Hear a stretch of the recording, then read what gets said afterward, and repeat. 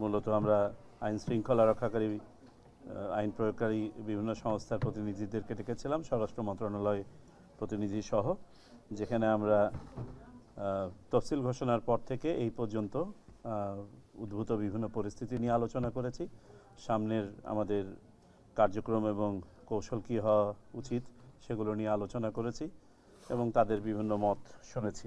এখানে মূলত আপনারা জানেন সাম্প্রতিক সময়ে একটা ঘটনা যেটা আমাদের সবাইকে উদ্বিগ্ন করেছে, সেটা জনাব শরীফ ওসমান হাদির উপরে হামলা, চোরাগুপ্তা হামলা।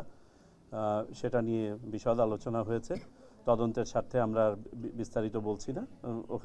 সেখানকার আভ্যন্তরীণ কিছু বিষয় সম্বন্ধে আমরা অবহিত হয়েছে, যেগুলোর সাথে নির্বাচন এবং নির্বাচন কমিশনের স্বার্থ জড়িত। তবে এখানে কয়েকটা বিষয় উঠে এসেছে যে ব্যক্তি এটার সাথে যাকে শনাক্ত করা হচ্ছে সন্দেহভাজন হিসেবে, তিনি বেশ কিছুদিন ধরেই একটা সখ্যতা গড়ে তুলে অত্যন্ত কাছে গিয়েছেন, এটা একটা বিষয় সামনে এসছে। দ্বিতীয়ত হচ্ছে যে তার একটা পাস্ট আছে, পেছনে তার একটা পলিটিক্যাল অ্যান্টেসিডেন্টস আছে এবং তার একটা ক্রিমিনাল রেকর্ড আছে। এবং সেটা নিয়ে আলোচনা করতে গিয়ে যেটা আমরা জানতে পারলাম বিভিন্ন আইন শৃঙ্খলা রক্ষাকারী বাহিনীর কাছ থেকে, যে রেবেল হান্ট বিশেষ করে শুরু হওয়ার পর থেকে যেসব সন্ত্রাসীদেরকে অ্যারেস্ট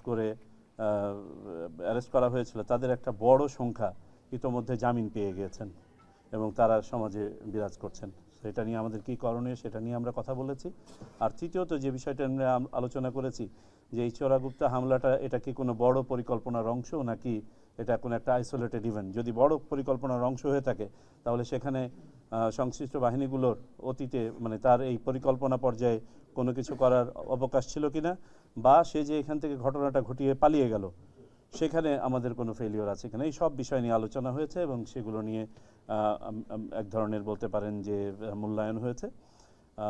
যাই হোক, পাশাপাশি আরও যেসব দুই একটা ঘটনা ঘটেছে আপনারা জানেন, দুটো উপজেলা পর্যায়ে নির্বাচন অফিসে আগুন ধরিয়ে দেওয়ার মতন প্রচেষ্টা হয়েছে, যদিও বা সেটা ফেল করেছে এবং সম্ভবত সেখানে একজন ছিল নাকি, আমরা সিসিটিভিতে যেটা দেখতে পেয়েছি একজন। তার মানে ওখানেও দেখা যাচ্ছে একটা স্প্লিন্টার বা ইন্ডিভিজুয়াল একটা ফক্স এই কাজগুলো করার চেষ্টা করছে। তো এখান থেকেও একটা ধারণা পাওয়া যায় যে চোরাগুপ্তা হামলার সম্ভাবনা, আমরা এগুলোকে উড়িয়ে দিচ্ছি না, সামনেও যে এটা সম্ভাবনা নাই তাও বলছি না। তো আজকের মূল উদ্দেশ্য ছিল যাতে করে এই ধরনের হামলার ঘটনার পুনরাবৃত্তি না ঘটে বা এগুলো যাতে কঠোর হস্তে দমন করা হয়, যদি সে ধরনের ঘটনা ঘটে তারা যেন ধরা পড়ে। আর পাশাপাশি একটা মেসেজ সকল বাহিনীর পক্ষ থেকে সমস্বরে এসছে, যারাই এই নির্বাচনকে বানচাল করার, প্রতিহত করার বা ক্ষতিগ্রস্ত করার কোনো চেষ্টা করবেন তারা ব্যর্থ হবেন এবং যেখানে যতটুকু দৃঢ় হওয়া প্রয়োজন সকল বাহিনী ততটুকু দৃঢ় হবে। নির্বাচন কমিশনের পক্ষ থেকে মেসেজ ইজ ভেরি ক্লিয়ার। নির্বাচন নিয়ে কোনো আশঙ্কা নাই, নির্বাচন সময় মতো হবে এবং নির্বাচনের পথে এই ধরনের যে বাধাগুলো তৈরি করার চেষ্টা হচ্ছে এগুলো সম্বন্ধে নির্বাচন কমিশন অবগত, সরকার অবহিত। আজকে আমরা সন্তুষ্ট হয়েছি সরকার তথা আইন প্রয়োগকারী সংস্থার যেসব কার্যক্রম এই পর্যন্ত নেওয়া হয়েছে সেগুলো নিয়ে আমরা সন্তুষ্ট। তবে যেসব জায়গাতে আরও অধিকতর কাজ করার অবকাশ আছে সেগুলো নিয়েও কথা হয়েছে।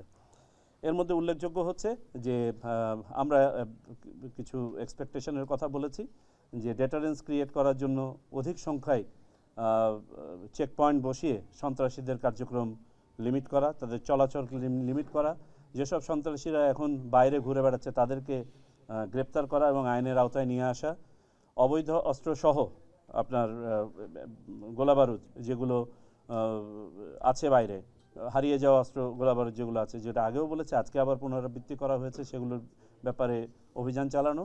আমাদেরকে আশ্বস্ত করা হয়েছে গতকালকে থেকে রেবেল হান্ট নামে যে অপারেশনটা প্রথমে হয়েছিল তার দ্বিতীয় ফেজ গতকালকে থেকে আবার শুরু হয়েছে। এটা সমন্বিতভাবে চলবে। গোয়েন্দা কার্যক্রমের উপর আলোকপাত করা হয়েছে এবং এই গোয়েন্দা কার্যক্রমের অংশ হিসেবে সংশ্লিষ্ট সকল বাহিনীর গোয়েন্দা উপাত্ত যাতে করে সমন্বয় করা হয় সেটার ব্যাপারে কথা বলা হয়েছে। বিশেষ করে আমাদের দেশের বর্ডার অঞ্চল সহ দক্ষিণ পূর্বাঞ্চল নিয়ে আলোকপাত করা হয়েছে, রোহিঙ্গা অধ্যুষিত এলাকা এবং সেই বর্ডার এলাকায় যে সাম্প্রতিক সময়ে কিছু প্রবণতা লক্ষ্য করা গিয়েছে, যেটার সাথে বৃহত্তর কোনো ঘটনার সংশ্লিষ্টতা আছে কিনা সেটাও খতিয়ে দেখতে বলা হয়েছে। তবে এটা নিয়ে আমরা অবগত আছি, অবহিত আছি, সতর্ক আছি। তো তো সার্বিকভাবে এই ছিল আজকের আলোচনা। মেসেজ ইজ ভেরি ক্লিয়ার, আইন শৃঙ্খলা রক্ষাকারী বাহিনী অ্যাক্টিভলি কাজ করছে মাঠ পর্যায়ে। চোরাগুপ্ত হামলার যে ঘটনাগুলো ইতিমধ্যে ঘটেছে সেগুলোর স্বরূপ নিরূপণ করা হচ্ছে, ভবিষ্যতে এগুলোকে প্রতিহত করার জন্য যথাযথ কার্যকরী ব্যবস্থা গ্রহণ করা হবে। তদুপরি একটি কথা বলা দরকার যে যারা আমাদের পাশে এসে দাঁড়াচ্ছেন আমাদের বন্ধু সেজে, তাদের ব্যাপারে আমাদের সবাইকে সতর্ক হতে হবে, বিশেষ করে রাজনৈতিক দল ব্যক্তি যারা আছেন এখন মাঠে, কারণ এই ঘটনাটা আমাদের একটা চোখ খুলে দেয় যে অ্যাপারেন্টলি আমাদের সহযোগী সেজেই কিন্তু আমাদের ভিতরে নাশকতাকারীরা অনুপ্রবেশকারীরা থাকতে পারে, এবং এদের হাত থেকে যদি একটা ঘরের ভিতরে কোনো ঘটনা ঘটিয়ে ফেলে, এই ধরনের ক্লোজ প্রক্সিমিটিতে ঘটনা ঘটিয়ে ফেলে, তারপরে হয়তো তার বিরুদ্ধে ব্যবস্থা নেওয়া যাবে, কিন্তু ক্ষতি তো যা হবার তা হয়ে যাবে। তো সবারই সতর্কতা প্রয়োজন আছে।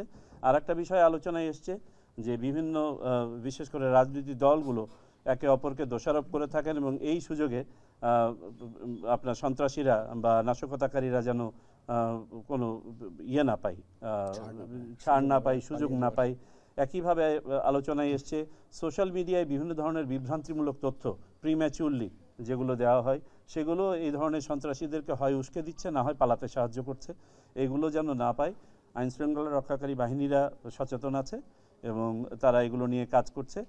সার্বিকভাবে এখন থেকে শুরু করে যাতে নির্বাচনী পরিবেশ সহনীয় থাকে, কিছু ঘটনা তো ঘটেই থাকে নির্বাচনের সময়, নির্বাচনকে সামনে রেখে, আর আমরা একটা বিশেষ পরিস্থিতির মধ্যে দাঁড়িয়ে সেগুলো যেন কখনোই নিয়ন্ত্রণের বাইরে না যায় এবং নিয়ন্ত্রণের মধ্যে থাকে। কোনো নাশকতাকারী যেন উৎসাহিত বোধ না করে এ ধরনের ঘটনা ঘটানো। এটাই ছিল আজকের মেসেজ। Thank you sir.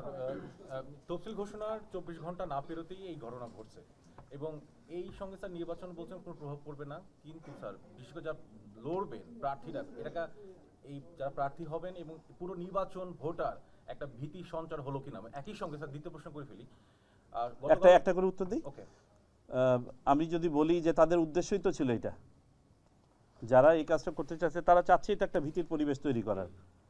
তো আমাদেরকে সেটাই ডিফাই করার জন্যই আজকের এই মিটিং, এবং এটা সাকসেসফুল হতে দেওয়া হবে না। গতকাল স্বরাষ্ট্র উপদেষ্টা বলেছেন যে যারা প্রার্থী হবেন তাদেরকে অস্ত্র দিয়ে দেওয়া হবে, লাইসেন্স চাইলে লাইসেন্স দিয়ে দেওয়া হবে। আপনাদের সঙ্গে এই বিষয়ে আলোচনা হয়েছে? আমি ঠিক জানি না, আমার সাথে কোনো আলোচনা হয় নাই, কমিশনের সাথে কোনো আলোচনা হয়েছে বলে আমার জানা নেই। তো এটা আমি ঠিক জানিও না উনি কি মন্তব্য করেছেন, কোন প্রেক্ষাপটে করেছেন। আমি যদি জানি পরে আমি আলোকপাত করতে পারবো। সেক্ষেত্রে প্রার্থীরা অস্ত্র নিতে পারবেন কিনা, কেননা বৈধ অস্ত্র জমা দিতে হয় আপনার? না না না না, প্রার্থীরা অস্ত্র নিয়ে কি প্রার্থী নিজেকে পারবেন ওইভাবে ইয়ে করতে? আমরা এটা নিয়ে ভেবে দেখব মাননীয় স্বরাষ্ট্র উপদেষ্টা কি বলেছেন, কোন প্রেক্ষাপটে বলেছেন, আলোচনা করে দেখি, তারপরে জানাবো। স্যার, এই যে বললেন যে এই ঘটনার সঙ্গে নির্বাচনের সংশ্লিষ্টতা থাকতে পারে, এরকম একবার বলছিলেন। এখন তো ধরেন নির্বাচনের তফসিল ঘোষণা হয়ে গেছে, এখন যে কোনো ঘটনারই তো একটা প্রত্যক্ষ বা পরোক্ষ প্রভাব নির্বাচনের উপর থাকবেই, থাকাটা অস্বাভাবিক নয়, এবং স্বাভাবিক আইন শৃঙ্খলা পরিস্থিতিও কিন্তু নির্বাচনের উপর প্রভাব ফেলবে, সুতরাং সেটাও আমাদেরকে আমলে নিতে হচ্ছে।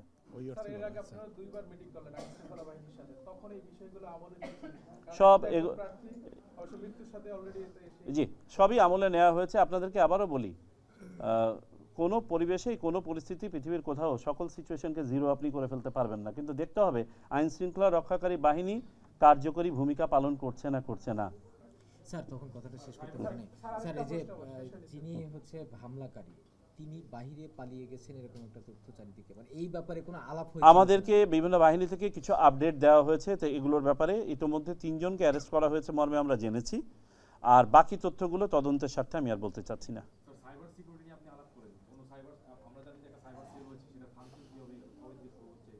অলরেডি ফাংশনিং, সাইবার সিকিউরিটির সেলগুলো অলরেডি ফাংশনিং। একটা জিনিস বলে রাখি আপনাদেরকে, সাইবার সিকিউরিটি বলতে নতুনভাবে কোনো স্থাপনা করা হচ্ছে না, বাংলাদেশে এক্সিস্টিং সাইবার সিকিউরিটি স্ট্রাকচার আছে, সেইগুলোকেই আমরা ব্যবহার করছি। তারা বিশেষভাবে এখন নির্বাচনের দিকে ফোকাস করছে।